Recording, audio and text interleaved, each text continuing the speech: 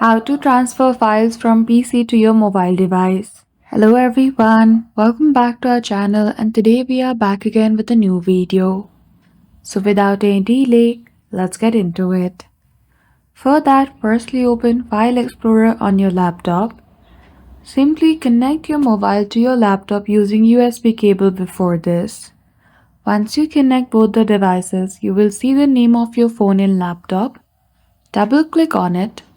After that, go to the folder which you want to transfer to your mobile. Now, simply select the file which you want to send it to your device. After that, either copy or cut the folder. Once you cut this folder, it will no longer be available in your laptop. Then after, go to the internal storage of your mobile device, go to Media.